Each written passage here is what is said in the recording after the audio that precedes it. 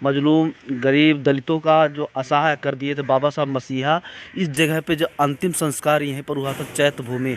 और हमारे साथ हमारे प्रधान अध्यक्ष भी हैं, इनसे पूछेंगे कि आज कैसा दर्द महसूस हो रहा है दिल में। आज यहाँ बाबा साहब के चैत्य भूमि पहुँचे हैं, हमारा पूरा ग्रुप आया है और अपने महापुरुष को नमन करने के लिए यहाँ पहुँचे हैं। दोस्तों, आज हम चैत्य भूमि आए हैं, जो करोड़ों दलितों मजलूमों के मसीहा, आज सभी करोड़ों दलितों के सर से बाबा साहब अम्बेडकर का हाथ हट गया था। और ये चैत्य भूमि है, बताएंगे यहाँ के रहने वाले स्थानीय है और हाँ संतोष। और ये इन लोगों को मैं मुंबई दर्शन दिखा रहा हूँ कि बाबा साहब का जो जानकारी है वो जानकारी मैं दिखा रहा हूँ सबको मैं, कि पब्लिक लंबे से आते, 6 दिसंबर में भी आते और 14 अप्रैल में भी आते हैं और 31 तारीख को भी ये लोग आते हैं पूरी रात को। तो ये जानकारी के लिए मैं सब पब्लिक के लिए धन्यवाद देता हूँ। और आदमी लोग जो आते हैं तो उनके लिए मैं शुक्रिया है। साहब का परिवार हुआ था उस समय पे, मैं तो यहाँ जानता नहीं हूँ, आप काफ़ी जानते होंगे। तो कितने लोग आए थे पूरे मुंबई में? करोड़ों लोग, करोड़ों लोग आते हैं यहाँ। और कैसा माहौल हुआ? माहौल वो टाइम पर जो ज़्यादा होता है। हाँ।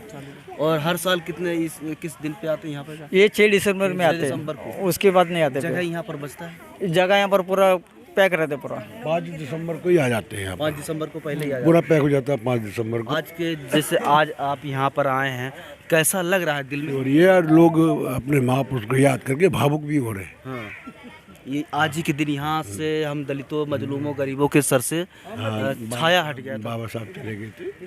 हमारे धर्मपाल नारवाल जी तो काफ़ी संभाला उनको। हाँ, काफ़ी भावुक हो गए थे। यहाँ पर आज आए हैं और आज ही के दिन हमारे सर से छाया हट गया था बाबा साहब का। करोड़ों दलितों मजलूमों को, दुनिया भर में रहने वाले को आज के दिन बाबा साहब को तकलीफ़ बहुत आती है जब याद करते हैं। तो आपको कैसा महसूस हो रहा है?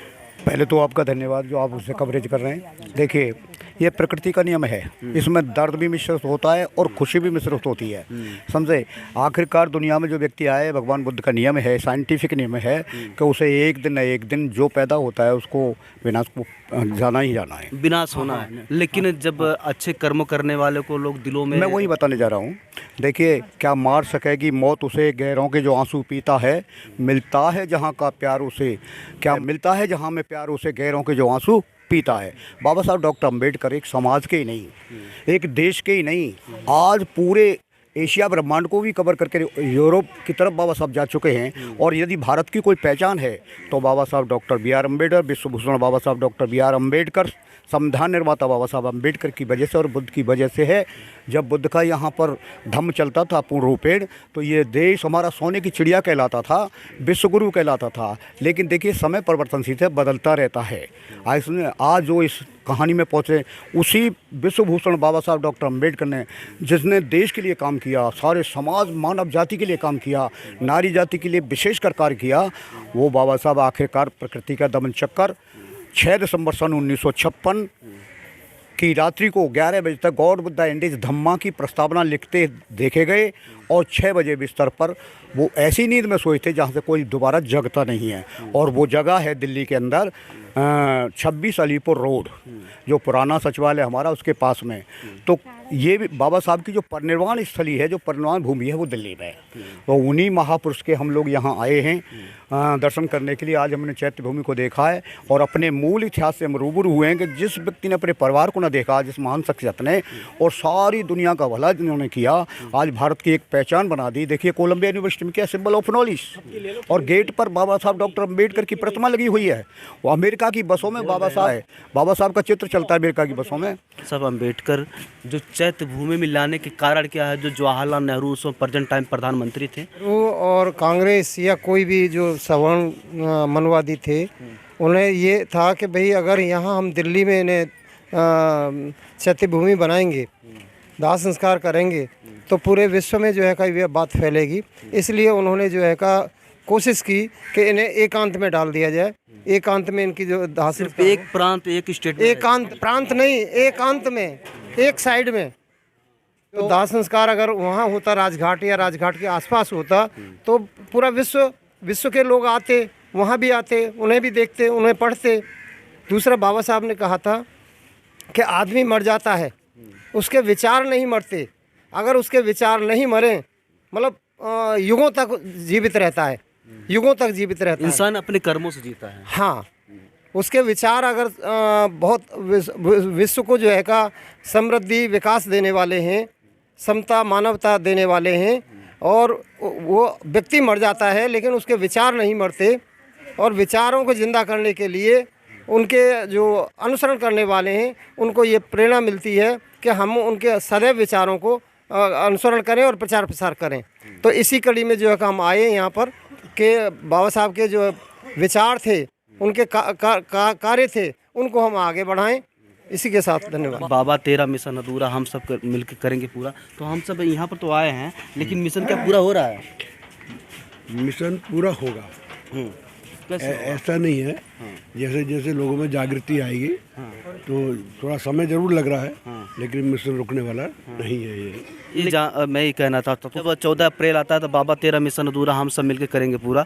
मैं देखता हूँ कि घरों में जब कितने नौकरी करने, सरकारी नौकरी, प्रधानमंत्री, मुख्यमंत्री बन गए हैं बाबा साहब के बदौलत, लेकिन वो दारू शराब बीवी टीवी में खो गए हैं और भूल जाते हैं। और जिस दिन 14 अप्रैल आता है मंचों पे ज्ञान देते हैं, बाबा तेरा मिशन अधूरा हम सब मिलकर करेंगे पूरा, और ढोल नगाड़े बजा के क्या मिशन ऐसे पूरा होता है। क्या सभी ये काम नहीं करते हैं? जो जागरूक लोग हैं, जो मिशनरी लोग हैं, वो अपना काम कर रहे हैं, वो पीछे नहीं हटेंगे। तो बहुत से दिखावट नहीं कर रहे हैं, लेकिन समय आएगा, आप बेफिक्र रहिए, बदलाव जरूर आएगा। 14 अप्रैल पे जो करते हैं तो रोज भी तो करना चाहिए ना ये चीज। 365 दिन सो जाओ और एक दिन करो तो इससे क्या मिशन पूरा होता है? नहीं होता, ऐसा मिशन होता ही नहीं है पूरा। जैसे हम आज 14 अप्रैल कर रहे हैं प्रोग्राम, तो ऐसा रोज भी तो हम कर सकते हैं। प्रोग्राम ही करने से नहीं होता है। कहने मतलब है कि लोगों उनके रास्ते पे चलें, अपने बच्चों को अच्छी बातें बताएं, अच्छी यूनिवर्सिटी, अच्छे क्लासों में पढ़ाएं और अपने अच्छे संस्कार दें। ऐसे होता है, इसीलिए तो चलते हैं बाबा साहब का शिक्षा सबसे पहले था। बाबा साहब ने यही किया था, सब तो भाई सब पढ़ लिख के आगे चलो, आगे बढ़ो, हमारे समाज पीछे चलो। आगे क्यों नहीं बढ़ रहे हैं? आगे को बढ़ो, जब दुनिया आगे बढ़ती है, ऐसे क्यों नहीं बढ़ते हो? सब संगठन चलो, मिलकर चलो। बाबा साहब ने यही किया था, सब संगठन करो, शिक्षा पाओ, सब आगे चलो। तो हम जानते हैं कि हम पहले तो अंधकार में डूबे हुए थे, और अभी से बाबा साहब आए तो हमारे लिए वही भगवान। महिलाओं के लिए बहुत खास कर बाबा साहब अम्बेडकर। मेला सुधर जाएगी ना तो सब सुधर जाएगा। मेला पाखंड में डूबी हुई है, अभी महिलाओं में गाँव में देखता हूँ कि ज्यादा सारे त्योहार, लेकिन बाबा साहब के लिए वो नहीं मानती है ना, वो मंदिर में जाती है, मानती नहीं है, वो पाखंड में घुसी हुई है। और जब सब इस धर्म में आए तो मैं तो हमारे लिए यही भगवान है। धीरे धीरे छोड़ेंगी, धीरे छोड़ेंगी, बाबा साहब को मानेंगी। लेकिन तब तक समय तब निकल जाता है ना। देखो अब जब भी समझ लिए ना, हमने इतना बड़ा काम किया, बाबा साहब की मूर्ति लिए कबीर साहब का मंदिर में, कितना बड़ा किया कि पूरा। बाबा साहब ने ये भी तो कहा कि हमारी पूजा मत करो। हमारे लोग अगर वहाँ से छोड़ के यहाँ भी पूजा कर रहे हैं, उनके रास्ते पर चलना चाहिए। हाँ, चलना चाहिए, आदमी को चलना चाहिए, नहीं मानते हैं ना। कितनी कह रहे हैं ऐसे मत करो, को तो दुनिया बोलते हैं, दुनिया करो, और नहीं सारे दिन भूल जाती है। अरे आगे को चलो, जितना चला था आगे को चलो। जब बाबा साहब अम्बेडकर का परिवार हुआ था, उस वहाँ पे जवाहरलाल नेहरू प्रधानमंत्री थे। किस विचार से बाबा साहब को तो अलीपुर रोड में, दिल्ली अलीपुर रोड में अंतिम सांस लिए थे, यहाँ लाने का कारण क्या है, हमको कुछ बताएं। देखिए, इतिहास अपने आप में गुम है। उन लोगों ने ये कहा है कि बाबा साहब की अंतिम इच्छा थी कि मुझे मेरे गृह नगर यानी बॉम्बे में ही मेरा दाह संस्कार किया जाए। हमको असल इतिहास का मालूम नहीं है, लेकिन जो हम मानते हैं वो ये है कि वहाँ महात्मा गांधी की समाधि है, और महात्मा गांधी किसी भी मायने में बाबा साहब को की बराबरी नहीं कर सकते थे। आखिरकार उनका कद छोटा पड़ जाता। देखिए, जिस समय नागासाकी पे हमला किया है अमेरिका ने, तो वहाँ बम गिराए, तो वहाँ पत्रकार ने ये बात पूछी जा करके कि आपको 20 साल तक कैसे अमेरिका से इतने शक्तिशाली देश से लड़ते रहे। तो उन्होंने कहा कि हमने डॉक्टर अम्बेडकर, भारत के जो लीडर हैं, उनका संघर्ष देखा था, इसलिए हम करते रहे। दूसरी बात, जब वहाँ का ब्यूरोक्रेट दिल्ली आता है तो उन्हें गांधी समाधि पे ले जाते हैं, और गांधी समाधि पे जब वो व्यक्ति जाता है तो वो पूछता है कि यहाँ डॉक्टर अम्बेडकर का कहाँ है, तो उनके चेहरे मुरझा जाते हैं और वो कहते हैं, सर वो तो बॉम्बे में है, दादर चौपाटी पर, भीम चौपाटी पर, दादर किनारे, समुद्र किनारे। तो वो ब्यूरोक्रेट यहाँ आता है, और अब तो ये पक्का हो गया सब, तो यहाँ की मिट्टी को एक थैली में भरता है। तो पत्रकार प्रश्न करता है कि आप इस मिट्टी का क्या करेंगे? तो वो कहता है कि मैं ऐसे महापुरुष जहाँ चरण पड़े थे, मैं उसकी मिट्टी अपने देश में ले जाऊँगा कि डॉक्टर अम्बेडकर जैसे लोग मेरे देश देश में पैदा हूँ। असल बात यह है कि जो सम्मान देश में हमारे में मिलना चाहिए था अम्बेडकर साहब को, बाबा साहब को, वो नहीं मिल पाया यहाँ पर, क्योंकि यहाँ की हमारे देश की जो व्यवस्था है वो आप जानते ही हैं कैसी है। जिस समय पे बाबा साहब अम्बेडकर की लोकप्रियता थी पूरे देश में, लोग जानते हैं, आगरा में अंतिम स्पीच हुई थी उनकी, लेकिन वहाँ पर क्या जवाहरलाल नेहरू का ये सोच था कि डॉक्टर अम्बेडकर का जो विचारधाराएं हैं, जो सोच है, पूरे देश में फैल जाएगी और यहाँ से इनको हटा के नहीं, देखो इस बारे जहाँ में रहते हैं नहीं, वहाँ इस पर बारे कर में हम कुछ नहीं कह सकते हैं। जो भी निर्णय होते हैं हालात और परिस्थितियों पे होते हैं, ठीक है ना। उस समय के हालात ऐसे थे, समाज जागरूक नहीं था, बस हो गया जैसा भी होना था। साहब अम्बेडकर अंतिम संस्कार दिल्ली अलीपुर रोड में लिए थे और वहाँ से नेहरू की सरकार चल रही थी, प्रेजेंट टाइम प्रधानमंत्री थे। वहाँ से लाने का मतलब यही था कि डॉक्टर अम्बेडकर के जो विचारधाराएं हैं, उनकी पब्लिसिटी है, वो दिल्ली उत्तर भारत में ना रह जाए, उत्तर भारत में ना हो। इसलिए उनको मुंबई में जहाँ इनका जन्म, जहाँ पर इनको लोग जानते थे, वहाँ पर लाने का मतलब यही था कि बाबा साहब अम्बेडकर को जानने में कुछ समय लगे, और वैसे हुआ और वहाँ संस्कार मुंबई में किया गया और लोगों को जानने में समय लगा।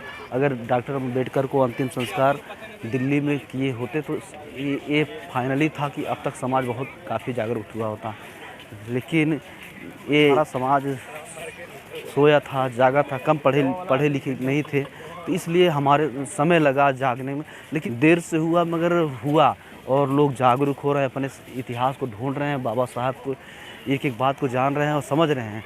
इसलिए अब हमें वो दिन दूर नहीं है, क्योंकि समय तो लगा, 70 साल बीत गए हैं अपने महापुरुषों को जानने के लिए। तो अब जो होना था वो हुआ है। कि दोस्तों मैं बताऊं कि असली इतिहास ये है कि नेहरू और गांधी का षड्यंत्र था कि डॉक्टर बाबा साहब के सामने कद बड़ा ना हो और कद छोटा के लिए डॉक्टर अम्बेडकर को चैत्य भूमि यहाँ पर भेजा गया था। तो बने